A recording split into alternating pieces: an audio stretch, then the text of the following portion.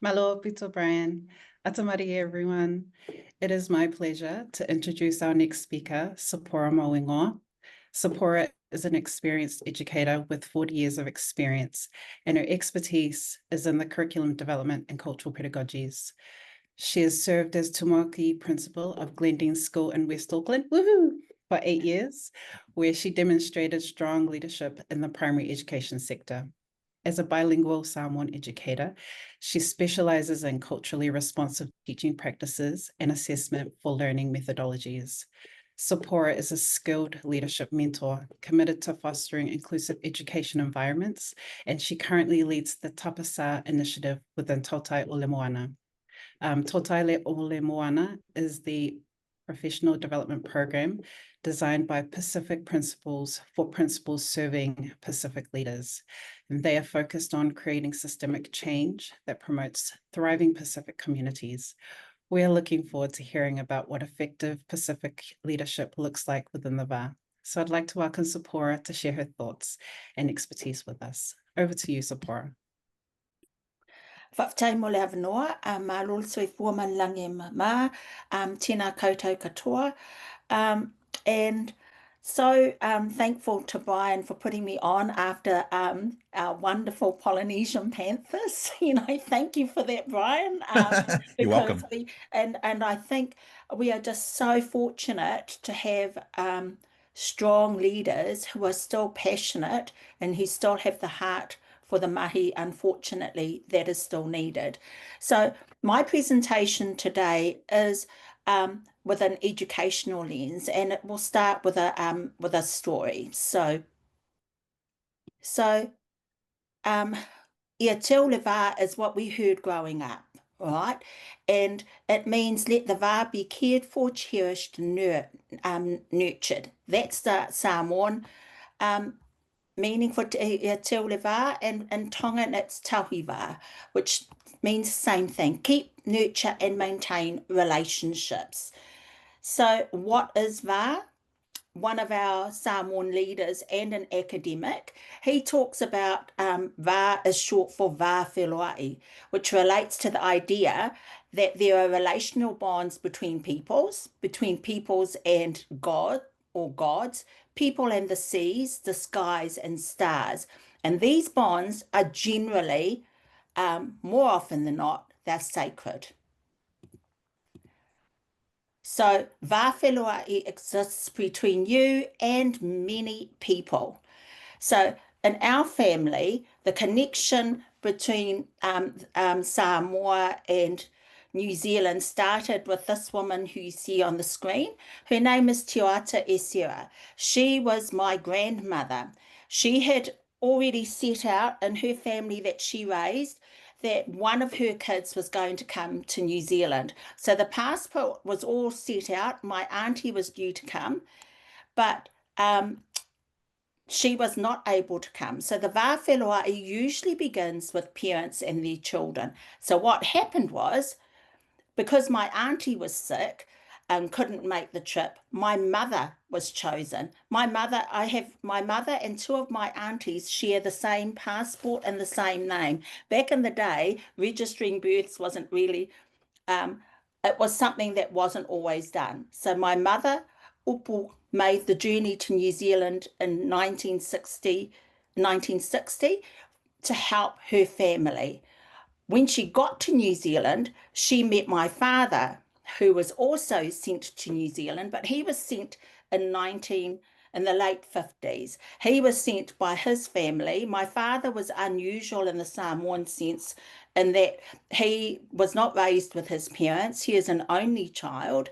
He was raised in the village of Safotu in Savii. When he was 12, the woman who raised him passed away. So his first cousin, who was 40 years older than him, brought him to Sepora Bay. Then they travelled to Wainganga, and that's how he got to New Zealand. So after they got to New Zealand, they went to church, like has been mentioned before. They went to church at the Newton PIC church where they got married. So Vātapuai is the sacred bond of trust between people and their God or gods. For my parents and my grandparents' generation, there is only one God. They were the real Christians. Back in the day, they had the Reverend Leotua Lewisior. He greeted all the families that came in. My parents got married at Newton PIC Church. Then there's the whāwhenua I whianganga between siblings. So my parents raised all of us up and we had to get on with each other. There was no, that was just part of what you did. So now we've got the wā between people and God and the wā between siblings. There's also, like the Polynesian Panthers, our family landed in Ponsonby. While we were growing up, the village, Ponsonby was our village. It was the community. The picture that I've got to the right is Grayland Park. Grayland Park used to have all the games and all the families would meet to go to the park. So you've got your wā that you are establishing and you are holding forth with your village and community. That's a picture of my father and I at the zoo, because back in the day you used to dress up to go to the zoo. Mm-hmm. And also we went to Richmond Road School, right? So the village, the schools, all of that became part of the community. But in order to establish and maintain the wā, what values guided what our ainga did to tausi the wā? So we're still using these today. We grew up with the F words. The F words, that word as well, but the F words were normally in Samoan. So the first one was whaamaoni. Whaamaoni means being true to whatever you are doing. This is Samoans love to celebrate. So these are my twin niece and nephew when they graduated with their law and arts degrees. The next value that guided our ainga was whealowhani. Whealowhani means getting on with people. This is a photo of a random night when our family I think we'd had a lot to celebrate, and these are my parents in the middle. Whaamalosi was another value. If you're feeling down, whaamalosi means come on, get up and strengthen yourself. This is a photo of my sister when she is getting her malu. So the whole family gathers around to whaamalosi and support her. Whaamangalo is forgiveness. You're all going to muck up at some stage. You have to learn to forgive, not for whatever the deed is, but for yourself, so you can lighten the load. Whaaloalo is respect. So everything that we do, you have to do respectfully. And one of the words is whaatino. Whaatino means putting things into action. So our values aren't just words, they have to be actioned and they have to be felt. And what it is, all of these are encompassed in love, alofa. When you are whaatinoing the alofa, you are putting into practice your values, all right? So we use all our values to guide how we behave and how we act in our relationships. So tausi lewa in school leadership, what did that look like in our context? So part of this is it's giving back. So it's tautua, our year sixes at the school I was at, they always gave back. So after 6 years at school, they usually ran something that gave back to the community, and they had to think about what it was that they might do. It could be planting, whatever it was they were going to do. It's also having the community come in. This is a picture of the parents coming in to all make ula lole to celebrate the year sixes at the end of the year. Right, kids getting on. It's also taking our community to the local community. You know, we were in Glendine, so went to our beaches to start us off. In education, what does the wā look like? Our Education and Training Act in 2020, student-centred education. That is a really good thing to remember in light of everything that's coming our way, our Education and Training Act actually puts children at the heart. Equity and inclusion, that is centered around the VAR. What does that look like? What is when Alex was talking about looking critically at what is in front of you. Our kids have to think critically, well, so do we as educators. Student well-being. This is all part of the looking at the VAR. Curriculum and learning. Is that going to build the VAR? Governance and stewardship. What does that look like in your setting?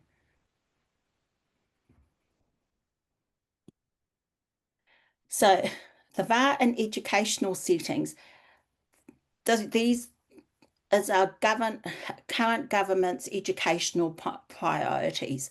A clearer curriculum. Does that build the VAR strong relationships with your students, with your communities, and with your colleagues? What does that look like?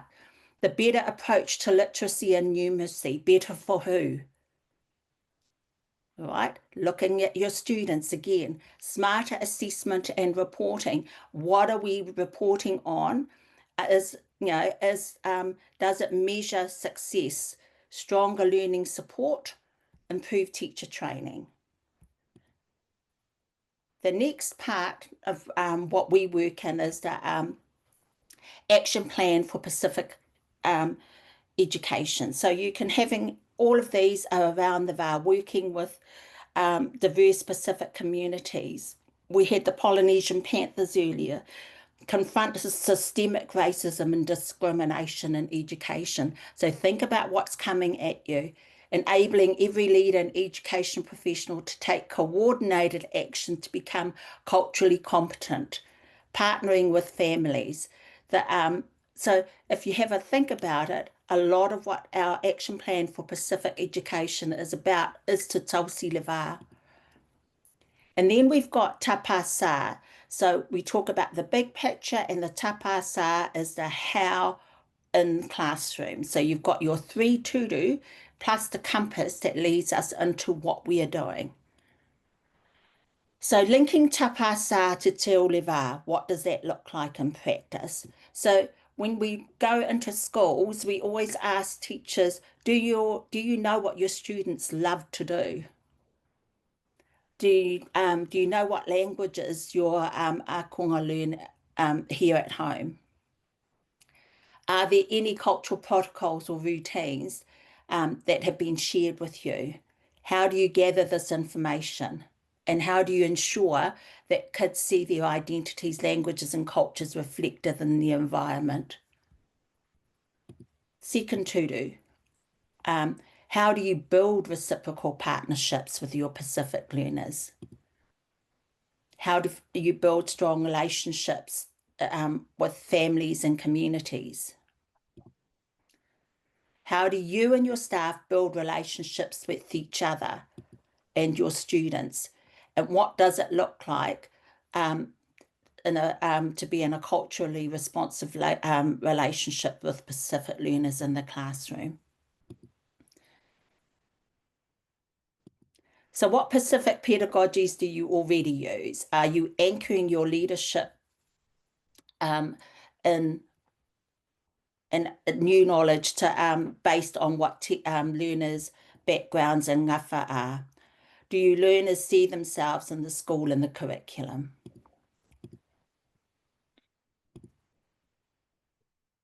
So I'll go quickly through this and then I'll go. Okay, relationships with colleagues. So kids see how you behave with your colleagues. So are you calling your, are you uplifting your colleagues when you look at culturally responsive practices? What does it look like to co-plan and co-reflect? And as RTLB, you do this all the time with your, when you go into schools. And personal behaviours and shared responsibility.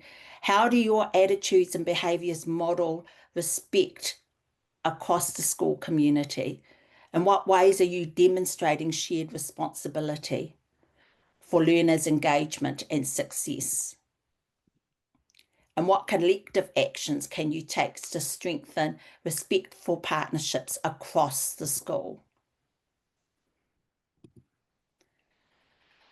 So some of the things that we talk about when you're looking at deliberate acts of teaching to strengthen the VAR is but names and writing tasks. Begin a creative task by asking students to use their own family names and stories and affirming identity. We can also, if we all talked about how we got our names, who named you, that's a really good way to make connections.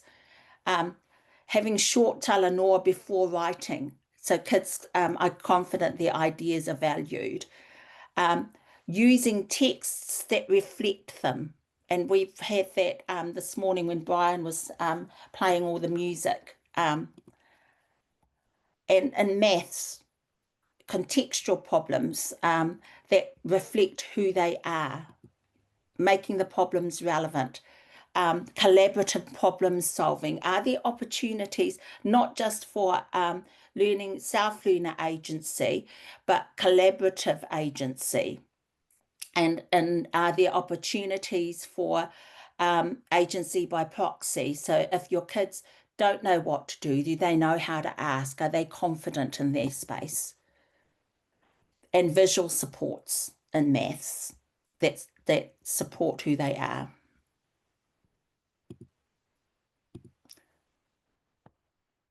So building relationships with family, inviting whānau in to share stories, reading partnerships, what literacy practices happen in the home? Do you find out?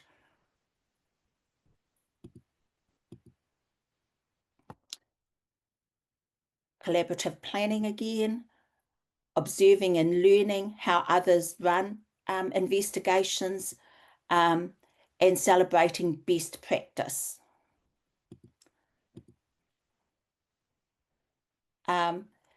Modeling inclusive practice, collaboration, and feedback loops. Sorry, the VAR and the environment. Displaying student writing alongside family stories. Do the kids see themselves in your in the learning environment? Language boards that include English, Pacific languages, and other visual representations. It does pictures, restorative language, reframing, corrections, let's try another way. Visible maths, and seating arrangements.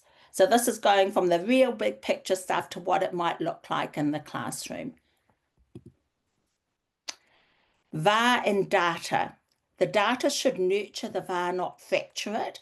So when you're looking at data, make sure that remembering that each data set, there is a person behind it and handling this, the stories behind the data sensitively. Sharing data with humility, looking at first what you could do to improve the data, and thinking about where the kids are looking at factors like engagement and attendance.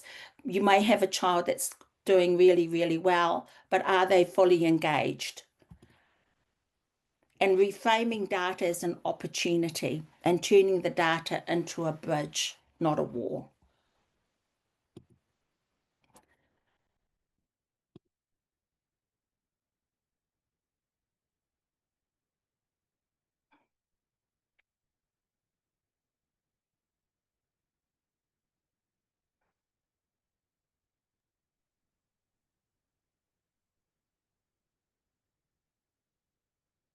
So I'm just pausing because I'm tired of hearing my own voice, so I'm letting you read. You're doing a great job, Sepora. So much interesting information. Thank you. Okay.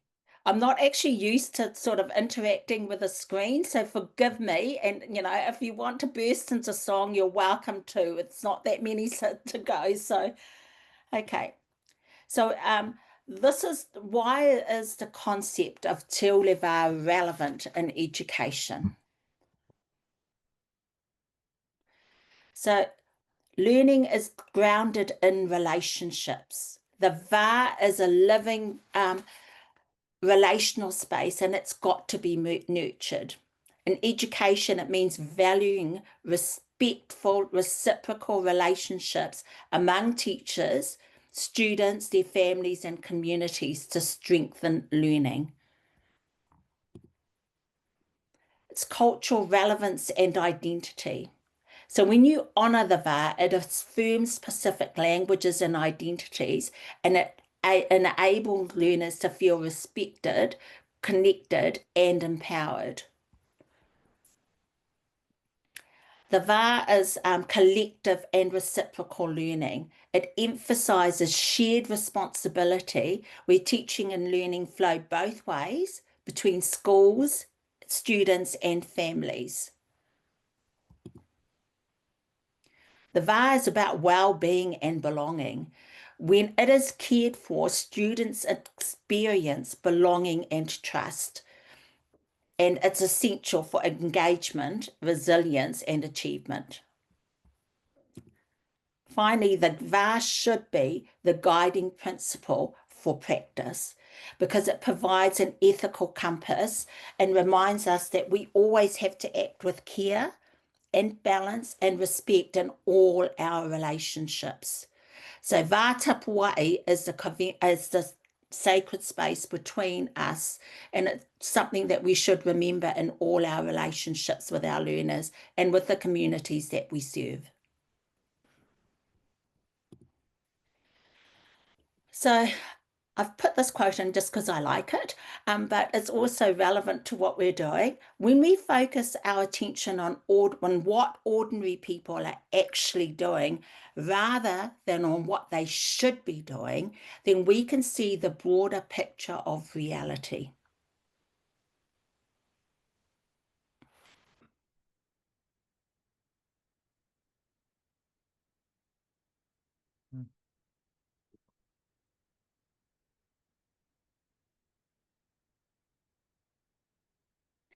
So finally, who am I sitting here today? So I am the daughter of Mate Asee and Upu Fono Ti. I'm the granddaughter, and these are my and descendant of Mauigoa, Te Atatili A, Fono Ti e Feso. I have been lucky to be brought up in the villages of Ponsonby, suburbs Avondale, Port Waikato, in Samoa, Samatau, Safotu, Vainganga.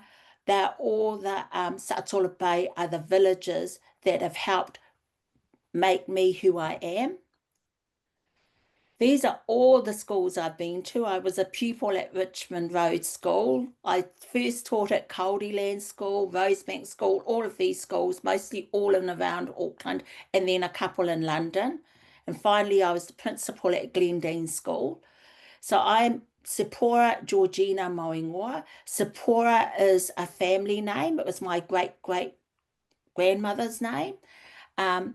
Georgina is my father wasn't able to visit my mother when I was first born. My uncle visited because Dad was busy at the races and the TAB. So Georgina is the name of the street in Ponsonby that my parents lived in with my aunts and uncles, and Mauigoa is our family name. So I'm currently a facilitator at Tautai o Moana.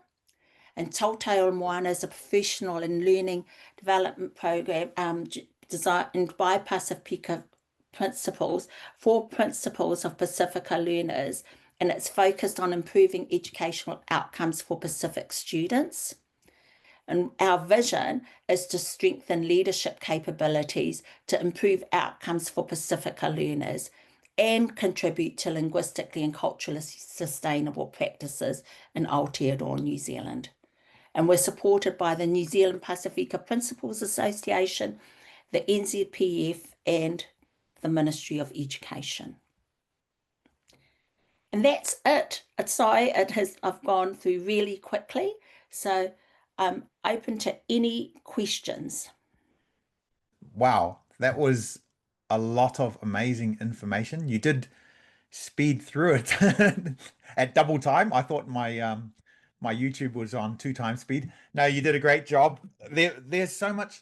I love how you've provided practical strategies that we could implement on Monday.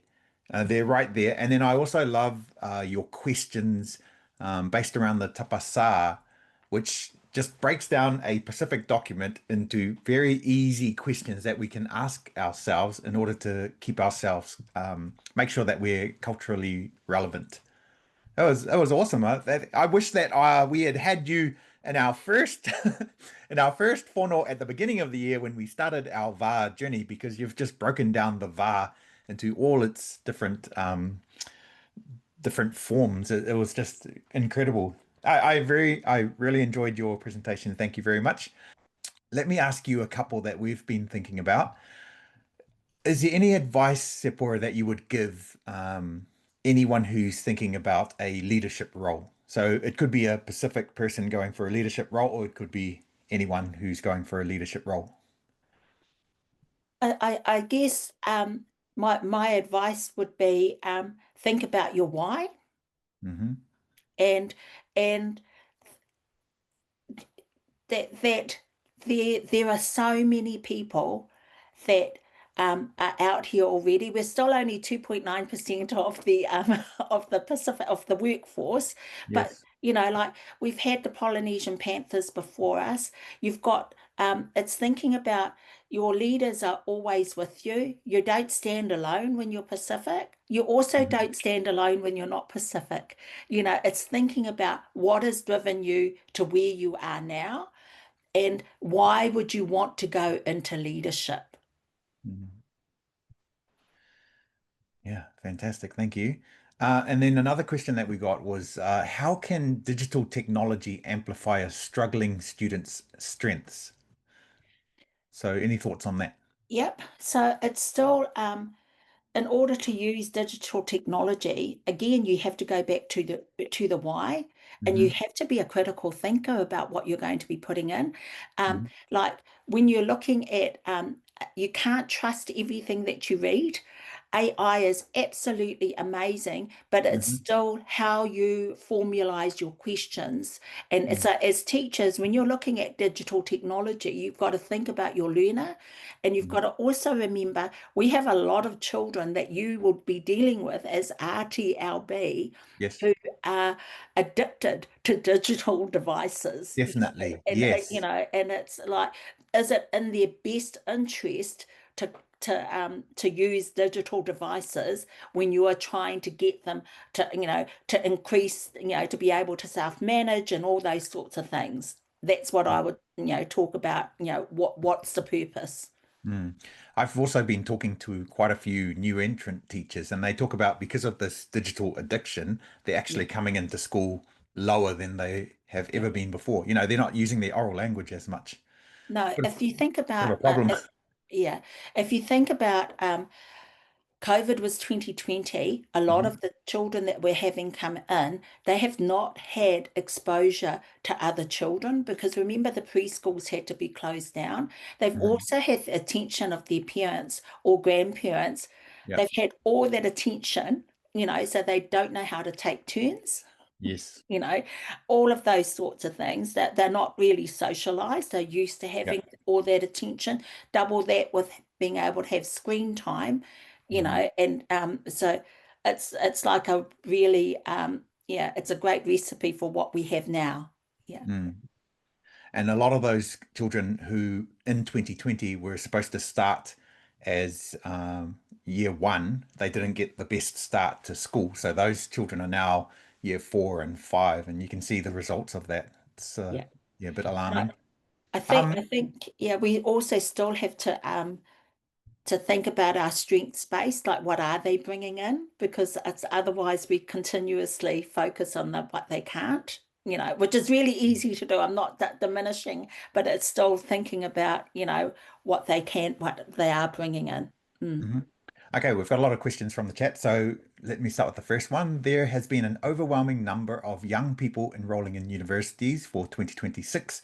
Does anyone know if there has been an increase in the amount of Pacifica students enrolling? Sepora, do you know? I know that a lot of I know that there are schools who have Pacifica learning assistants, and they are encouraging them to do different teacher training programs. There's some where you can do your practicums Yes, in school. So yes. I know that that is an avenue, but I don't know the figures. Yeah. I think that's a great way to become a teacher because you're still getting paid and then you don't come out with this huge student loan, hopefully. Okay, another question from Cluster 21. How is Leva assessed from a ministry perspective for data they collect and want? Well, I'm not part of the ministry, but I would Or imagine just what do you one of think? the the data that I'd imagine the ministry would say attendance, as a form of looking at as looking at engagement. But we know that in order for our kids to achieve, you have to till and nourish the va. But Mhm, I think when you're looking at if you do, like we talked about using data, when you mhm, get your data set, don't just look at what the end result is of your data. Have a look at how engaged have your students been. You know, mhm, um, are they attending regularly? mhm. Is this really a good indication of where they are, or is it an indication of what I need to do as a teacher to change? How can I move it? Yeah. Mm, thank you. And then someone has asked, what is the meaning of your name, Sepora? So does it have a special meaning to you? It's biblical. It was Moses' wife, Okay. and I think I had when we were in Israel, I think it means a dove. I'm not peaceful, but that's what I think. It's a lovely name though. Yeah. Whoever wrote that needs to read their Bible. Right. How can we encourage our new entrant students to develop language in the classroom that is predominantly English when they speak Samoan at home? I think it's making sure that you've got that they're given the opportunity. That if even if you're just starting with talofa tofa soifua, having your visuals so that your environment, so when we're talking, the multi-literacies, it's not just what you speak, your dance, your music, Mhm. it's being it's making sure that there's an opportunity for them to see, hear themselves in the room. Brian, can I jump in? That was my question. So, Yes. my teachers do all of that, and I'm so proud of them because they can greet and farewell in Samoan, they can count in Samoan and give commands in Samoan, Mhm.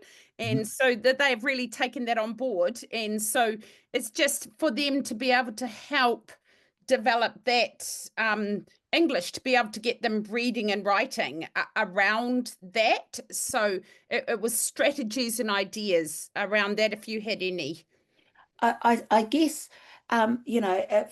if they kids are exposed to English text, I mean, sorry, to Samoan texts, and encouraging them to use your, you've got pictures and visuals and things. If Samoan is their first language, then they should be able to write, and if they know if there's opportunity to learn the Samoan alphabet or write in the those sorts of things, if they've got the resources to help them. And also look at do they have learning assistants in the classroom? It could be a way of engaging with their parents, and saying it's we would like the kids to, because you don't want it forced. And if the children are learning to read and write, and they if they know their Samoan alphabet, some kids can go to school and they already know their Samoan alphabet. So it's finding out if they know their Samoan alphabet, then they will know how to spell in Samoan. It's having that access. Yeah, like Yeah. I know there's 13 letters in the Samoan alphabet, and so I think hopefully Brian, hopefully that's correct, and we certainly have a lot of difficulties with our vowel sounds because they're very similar, and a lot of vowel confusions. And so yeah, it's just ways of how we can help develop them as learners, really. Yeah. Yeah. Thank you. Um, I think we've got another question. Let me just find it. Okay. And Sepora, you said you were going to share a version of your slides. You'll just take your family pictures out, of course. Yeah. Do we have permission to use the questions on your slides? Oh, absolutely. Yeah. Yeah. Those are questions we should be asking ourselves all the Yeah. time. Okay. Any more questions there, Rose? No. Yeah, I have a question from Molly Yes. Brian. Okay. Yes. My friend no- Tautai is back. Talofa malo so foi la sunga Sepora. Oh, malo Tautai. Paftai mole noa. O la ofisili fa mole mole. Wa ni ngaluenga Tautai Moana o fai ina ia promote ai po fa po fisoani ai I fai a onga Pasifika ina ia mawhai ona au sia le tūlanga o tai pe pule a onga. Ah, whaptai mo le fasili. Tautai.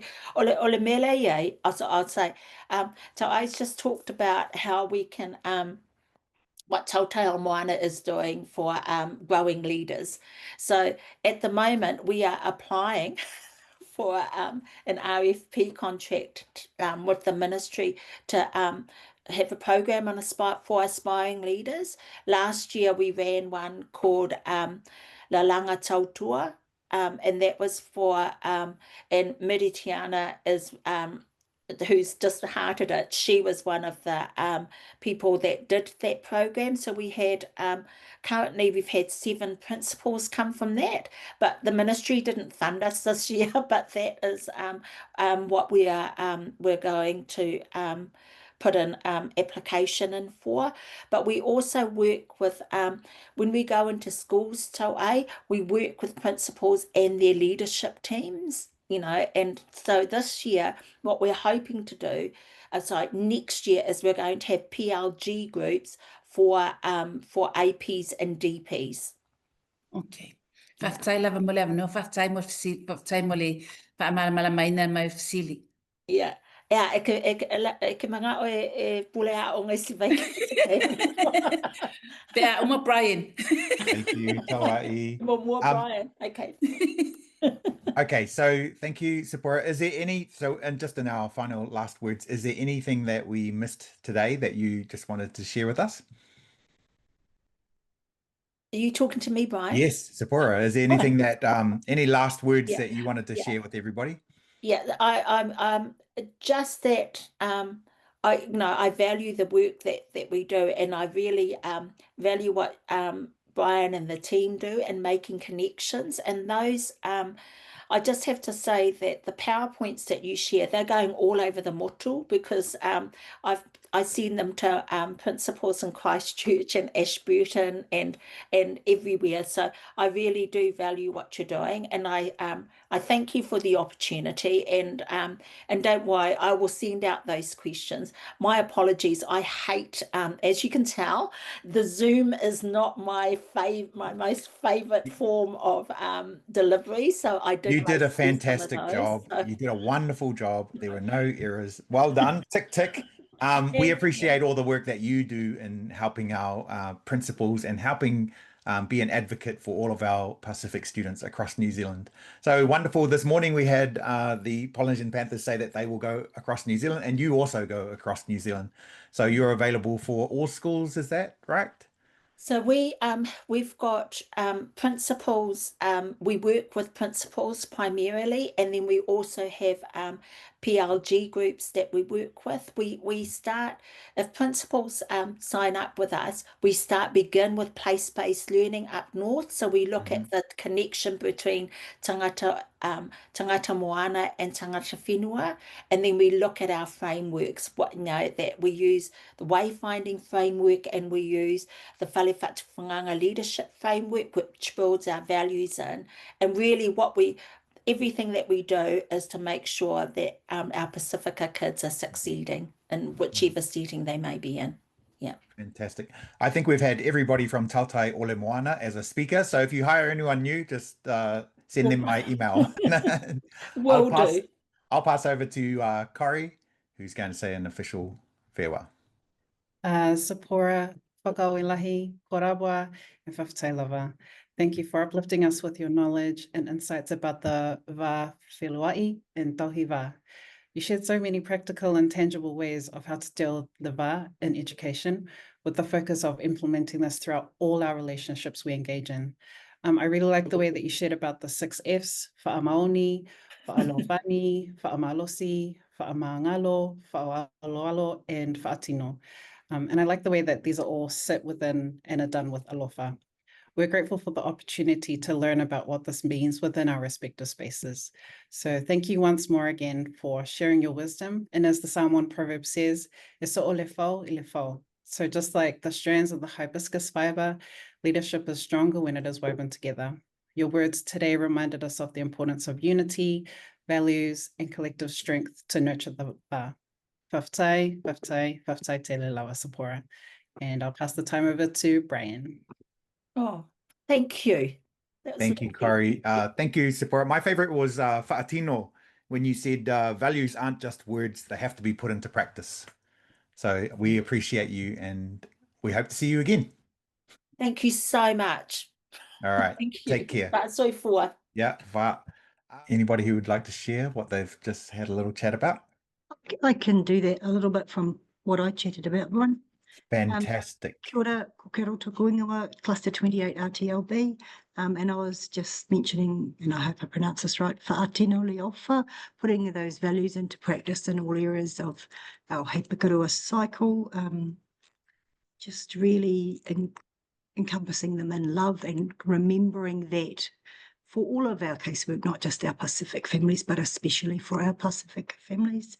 And looking at engagement data, it was just a reminder to think about how people feel about that data and is it the right data when we do our kohi, that we're not just hard and fast looking, that we're respectful with it. Oh, fantastic. Thanks, Carol. Hope everything's going well in It is. Cluster 28. Yeah. Thanks for looking after us as well when we were there. You're welcome. Hi, Brian. Lorraine here, Cluster 21. Yes. Hi, Lorraine. Good to hear Hey, you. howdy. Yeah, I was just wondering if we could get, and I put it in the chat, if we could get a copy of Sepora's slides, Yes. please, because they sort of link into what we're looking at. We're sort of doing this thing around 223 Mm-hmm. in Tapasa, and I was trying to capture screens and try and get things down because I think she went through really quickly, but I'd really like to jump in and have a closer look at all of it. Absolutely. Absolutely. Yeah, she did share before presenting today that she would share her slides. She just needs to take out the ones with all her family pictures and stuff like that. Yeah, So yeah, true. we're catching up with her on Monday. I'll just remind her if she hasn't sent it through by then. Yes, please. Okay. I'd like to go through that. That was awesome. I'll just send it to you, Lorraine, nobody else. No. Just kidding. Thanks, Bri. All right.